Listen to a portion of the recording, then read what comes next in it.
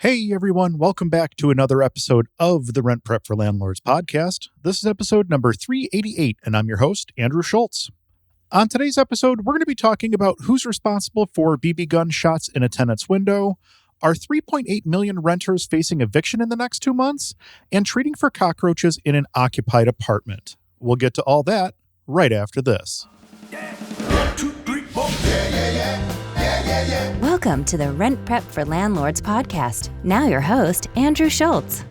Have you joined the free Rent Prep for Landlords Facebook group? We just reached 13,000 members, and of course, that means we're now on the hunt for 14,000. So if you have a question or a situation that you've never encountered before, or you just need to bounce an idea off a big group of housing providers, this is the place. If you haven't checked it out yet, do it today over at facebook.com/groups/rentprep. Don't forget to mention the podcast when answering the questions so we know how you found us. Water cooler wisdom. Expert advice from real estate pros. We're going to start things off this week with our water cooler wisdom segment. This one comes to us via the Rent Prep for Landlords Facebook group. We're going to go ahead and jump right in here. I'm a mom and pop landlord in California. A tenant contacted me telling me that her window had a BB shot in it. The tenant said that the kids from the neighborhood did it. Is the tenant responsible for this repair?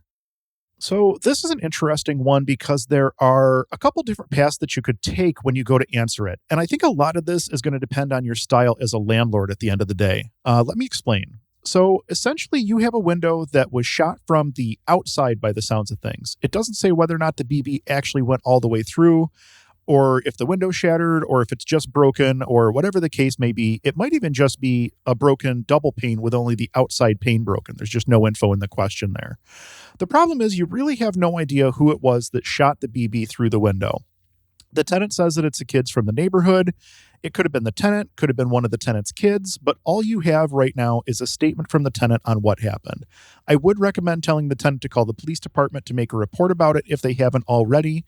Chances are nothing's going to come from that, but at least it helps to make a report so that if it becomes a more widespread issue in the neighborhood, there's some sort of a trail there. Something may happen 6 months down the road where some kids get picked up for shooting windows with a BB gun, and if they're able to tie everything together, it may find its way all the way back to your broken window. So there might even be some compensation at the end of it when all's said and done. But again, that's a real long shot. So the first thing that you need to know is what are the laws regarding when a landlord can and cannot charge a tenant for damages. Every state's a little bit different in what they will and will not allow you to charge, and many states have a warranty of habitability law that may require you to be the one to take care of this repair. So I would start by doing a little bit of research into your state law to see whether or not you can even consider charging this to the tenant, or if it's something that's going to fall on you regardless. The next thing you want to take a look at is your lease. What does your lease say? Our lease says that the tenant is responsible for damage caused by them or their guests, but by the sounds of things, this was not the tenant or their guest, and if it was, it sounds like you really have no way of proving it. So this is further leading toward the landlord covering the cost of the repair. There are some leases that state that the tenant's responsible for essentially anything that happens on the property during the time that they're in possession of the property, and this would definitely shift the responsibility of the repair back towards the tenant. But you're still going to have to explain to that tenant that they're responsible for this damage, even though they weren't the cause of it. And that could really put a strain on a good landlord-tenant relationship if the tenant doesn't understand where you're coming from in a situation like this. I think you could try to use the same logic here that you would use when a refrigerator goes bad when the landlord owns the refrigerator. We don't provide tenants with any sort of a credit or anything when a fridge goes bad because we weren't the ones that caused the refrigerator to malfunction. Sometimes things just plain break. We replace the fridge, which we own, but not the contents of the fridge.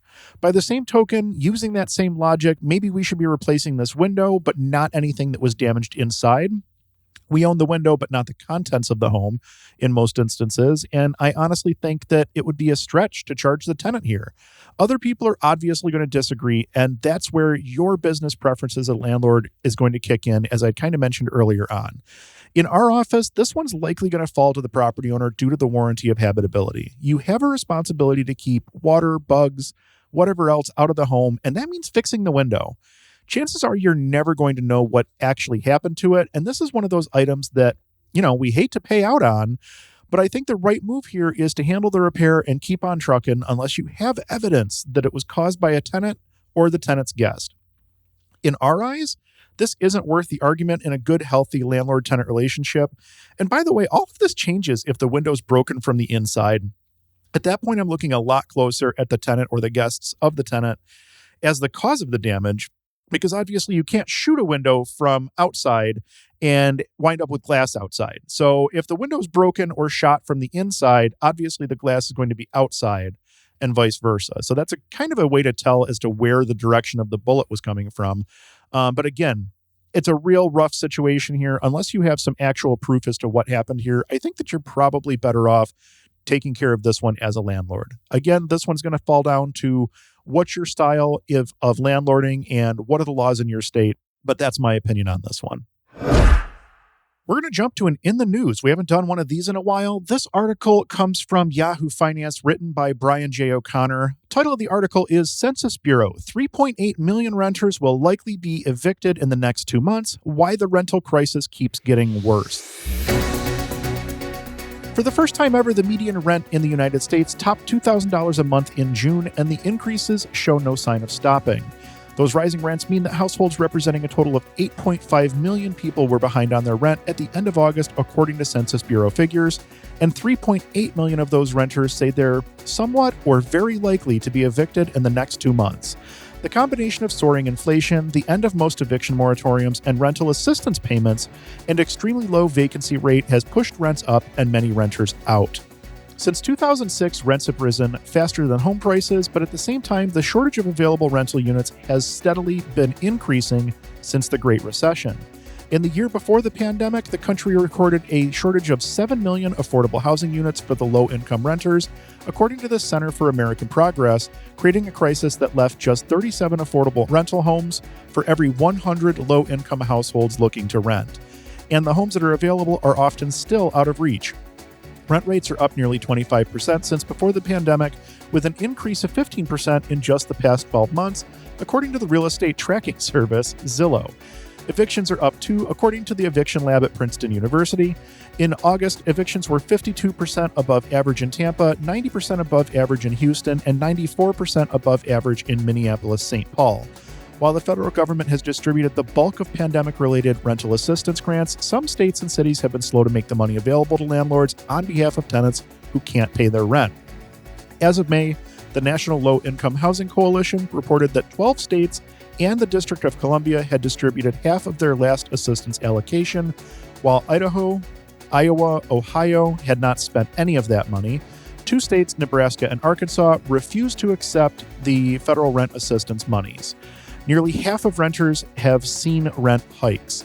The average median household income for all renters in the United States is about $42,500, according to Zillow, which is 37% lower than the national median income of $67,500. As of early August, the Census Bureau reported that while 56% of renters had a household income of less than $50,000, 24% of renters surveyed were paying more than $2,000 a month in rent. Nearly half of all renters, more than 30 million people, had been hit with rent hikes in the past 12 months, with 19% paying a monthly increase of $100 to $250, 7% paying $250 to $500 more, and 4% needing to find another $500 a month plus to stay in their apartments. To meet higher rents, 57% of renters said that they've relied on credit cards, loans, savings, or selling off some assets, including raiding their retirement accounts. Despite that, 14% of renters told the survey that they weren't completely caught up on back rent. Rising rents hurt some more than others. The rising rents are hitting minorities harder than others, according to the Pew Research Center analysis of census data. Among households led by Black adults, 58% were renters, while 52% of those headed by Latino adults rented. That compares to a rental rate of slightly less than 40% of Asian-led households and 25% of households led by non-Hispanic white adults. While inflation gets the blame for much of the problem with high rents, the cure for high inflation may also be contributing to the tight rental market, as renters who wanted to become homeowners are increasingly being priced out of the housing market. As the Federal Reserve has increased the interest rates to cool off the economy and bring down inflation, that move has pushed U.S. mortgage rates up from less than 3% a year ago to 5.13% by mid-August. The combination of higher home loan rates and already high home prices has resulted in an 18% drop in mortgage applications from August of 2021, which is a 22-year low.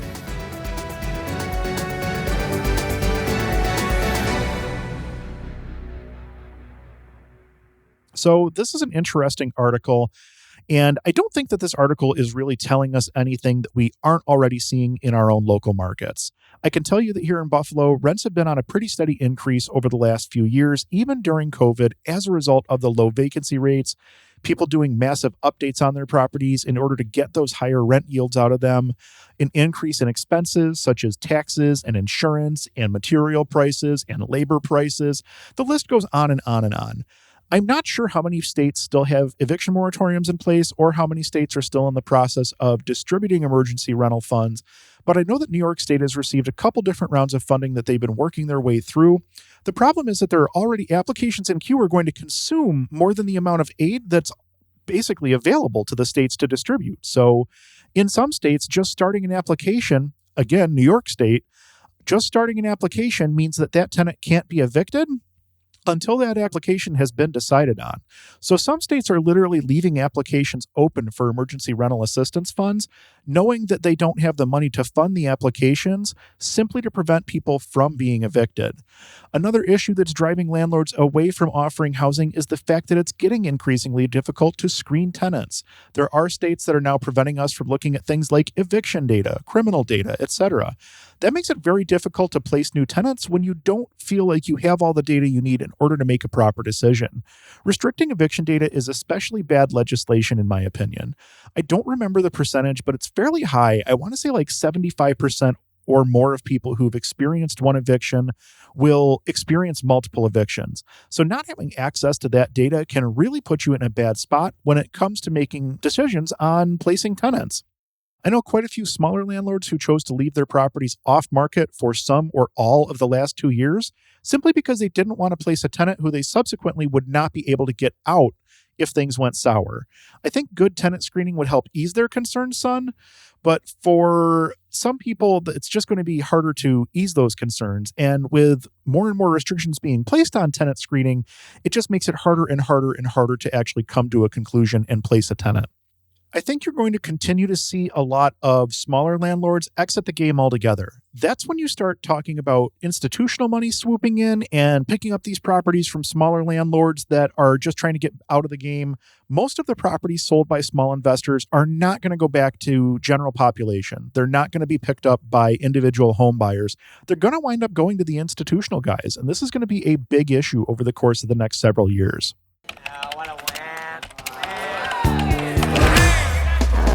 Forum Quorum, where we scour the internet for ridiculous posts from landlords and tenants. And last but not least, we have our Forum Quorum segment. This one again comes to us via the Rent Prep for Landlords Facebook group. We're going to go ahead and take a look here. A small town in Tennessee with roaches in a rental house. Last week, I rented my house to a single guy. He called 2 days later saying that he saw a few roaches. I immediately called a professional exterminator who treated the house, and 5 days after treatment, my tenant sends me pictures of a live roach. He's expecting instant results. I've told him that I will have it treated again. I don't like roaches either, but feel that the tenant is expecting these instant results, which no exterminator can provide. I have offered to end his lease, but he does not want to move. Treating for roaches sucks. There's no such thing as getting them all on the first trip through, and we find that we average 3 to 4 trips to eliminate a small to moderate roach infestation, and bad infestations can take way more trips than that. We've even had one house that we literally had to tent and treat because it was so infested. So you are right when you say that the tenant is not going to see instant results. You're early on in the lease. The tenant's not happy, and this is a situation that's going to take some time to resolve. Frankly, you did exactly what I would do. You got a professional exterminator out there to begin the treatment immediately. You offered to let the tenant out of his lease so that he could move into an accommodation that doesn't have roaches, that meets his standards, and the tenant is telling you that they don't want to move. So at the end of the day, you have to ask yourself just how much of an inconvenience this is for the tenant if they're not willing to separate from the situation when given the offer to make a clean break. Something else that's worth mentioning is that this tenant may have brought the roaches into the apartment when they moved in. I'm not saying that this tenant is dirty necessarily, but there are a lot of ways that you can drag roaches into a house, especially during moves. This also goes for bed bugs, by the way. If you used a U-Haul that wasn't properly cleaned out and someone else had bugs, guess what? You could have brought bugs into the home that way. If you brought a piece of used furniture and moved that into the house, you could bring bugs into a home that way. We've had several tenants bring bugs into a home by purchasing used sofas. As a matter of fact, there was one area that we used to manage apartments in. It was a lot of student rentals. And there was this one couch in particular that every time I saw it, I knew that that apartment was going to be a headache because I'd seen that exact same sofa get moved from house to house to house around the university district by whatever students left it on the side of the road at the end of the year. Like, it was an ugly couch and it was totally infested. But the next group of students, somebody would say, "Oh man, free couch." And they would grab it and they would move it into another rental. And the bugs went right along with it. So that's definitely something that happens much more frequently than people understand, I think. So it is worth considering that this may not have been an issue until the tenant moved in. Now, do you have the ability to prove it? Probably not. But you could certainly ask them if they purchased any used furniture or used a moving truck or something like that that may have been contaminated when they moved in. So from your perspective as a landlord, what else can be done? You've already begun treatment of the situation, you're continuing to treat as time goes on, and you've given the tenant the option to terminate their lease and walk away from this situation if they're not happy. We know that it's going to take time for the treatment to have an impact and to kill off the roaches, not only these roaches, but the eggs and the subsequent generations that'll need to be sprayed and treated for as well. In this instance, I honestly don't think there's a lot more that you're going to be able to do. You offer some at-home roach treatment, maybe a can of spray or something like that to the tenant so that they could spot treat as necessary. But as far as going any further than that, I think that you're already meeting the standard. You've obviously jumped on this and are doing what you can to treat the situation. The tenant either stays and deals with the situation, or the tenant chooses to move out and you refund their security deposit to them. I would just say continue to be upfront with the tenant. Explain to them how many treatments the exterminator thinks this is going to take, how often the treatments have to occur, whether or not the tenant needs to be home when the treatments take place, etc. And also make sure that the tenant has a list of guidelines on how to best prevent roaches from recurring, as well as how to prepare for your treatments. Our exterminator actually provided us with a list of pre-treatment steps that we send to all of our tenants well in advance of their appointment to let them know what they need to do and what they can do to try to help prevent this from happening in the future once the treatment is effective and all the roaches have died off. So this is just a simple one-page sheet. I'll read through the 5 steps here so that you guys have it as well. Feel free to jot this down, use it with your tenants, and it's pretty similar instructions for both roaches and for bed bug treatments. The top of the page basically states that every step of the instructions have to be completed. Do not skip steps. Skipping steps may result in a continued infestation. And then because we had some apartments where tenants had individual locking doors for their bedrooms, like in the university district, we also made a note, leave all doors inside your home unlocked on treatment days. Number 1, remove all items from cupboards. This includes food, plates, silverware, pots, pans, etc. Number 2, all open food must be placed in the refrigerator or an airtight container. Number 3, dishes and closed food should be placed outside of the affected areas. Number 4, wash all dishes, cooking utensils, pots, pans, etc. before use. Number 5, if dressers have sign of roaches, remove all drawers and place all clothing in smooth plastic bags or smooth plastic bins with cover. So there you have it. Those are the 5 steps that our exterminator gave us to help with roach infestation when they come in to do a treatment, to try to maximize the effectiveness of each treatment as you go through it. But again, this is going to be a multi-treatment type scenario. I understand that your tenant's upset. They want instant results, but unfortunately, that's not really going to be an option here.